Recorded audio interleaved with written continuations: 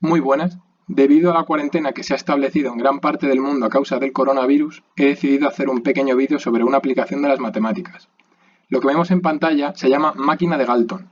Consiste en dejar caer una pelota o un objeto esférico y que vaya rebotando en los distintos niveles que vemos en pantalla. Dependiendo de los sucesivos rebotes que van teniendo lugar, la pelota caerá en una u otra de las columnas que están más abajo. Este objeto fue inventado por un científico con objeto de explicar el conocido teorema central del límite, tan importante y con tantas aplicaciones. Procedemos ahora a ver una serie de conceptos matemáticos.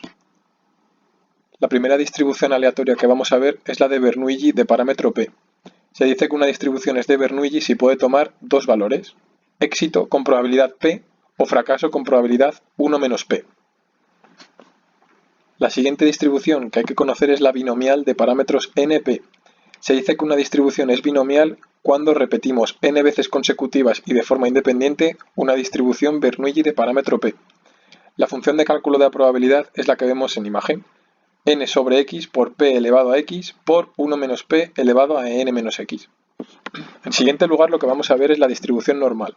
La distribución normal es la distribución más utilizada en la estadística, tiene una gran aplicación en numerosos campos, como por ejemplo biológicos, de población, y por último vamos a ver el famoso teorema central del límite.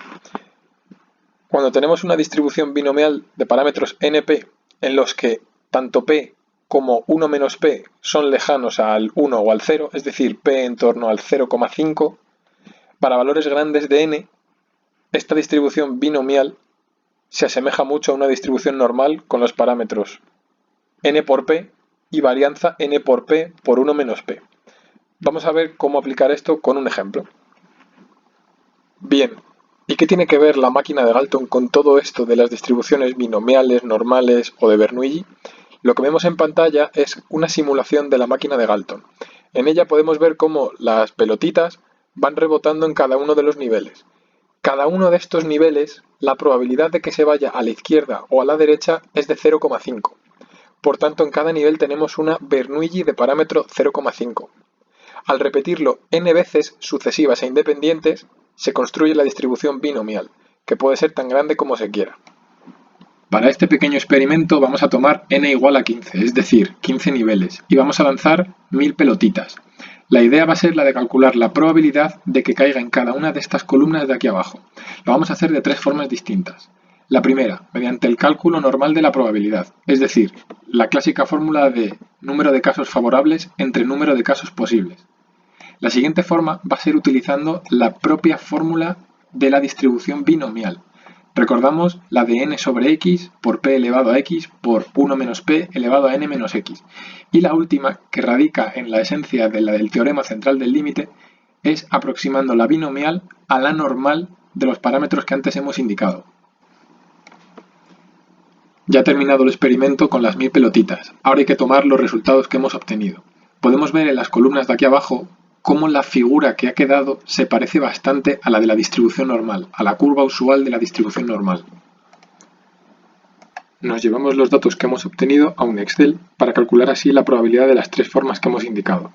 La primera, probabilidad exacta, es el número de casos favorables, es decir, el número de pelotitas que han caído en cada columna, es decir, esta fila, entre el número de casos posibles, es decir, entre los 1000 experimentos que hemos hecho. En este caso nos queda que dividimos para el primer caso 0 entre 1000 y repetimos lo mismo para las demás columnas. Obtenemos así esta probabilidad. La siguiente forma que vamos a utilizar es el cálculo por la binomial. Para ello, Excel trae incorporado una serie de macros para este tipo de cálculos, ¿vale?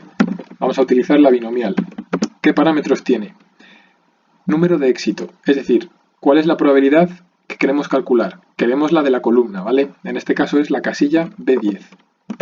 Ensayos, es decir, el número de niveles, han sido 15, es el parámetro n.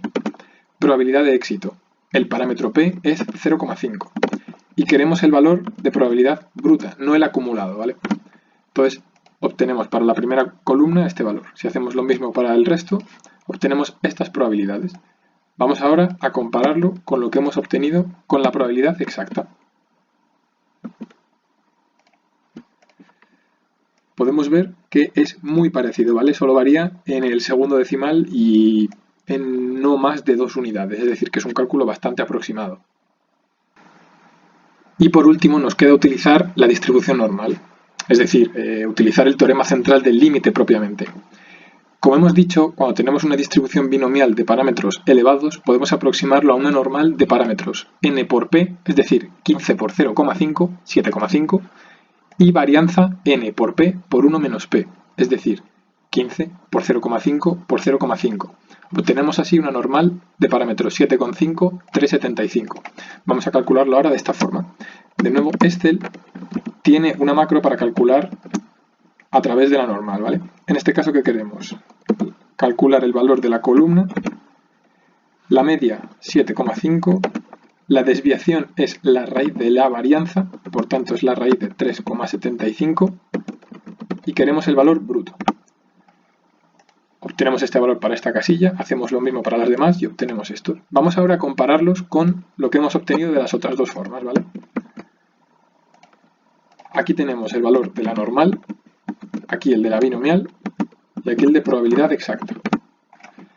Podemos ver que los valores son muy parecidos de las tres formas, solo tiene una pequeña variación en la que hemos calculado de forma exacta. ¿Por qué ocurre esto? Porque el experimento, aun cogiendo 1000 repeticiones, si hubiéramos cogido un experimento mucho más grande, la aproximación sería prácticamente total. Aún así, esto demuestra el teorema central del límite, de que la probabilidad por binomial se aproxima a una normal cuando los parámetros son elevados. Un saludo.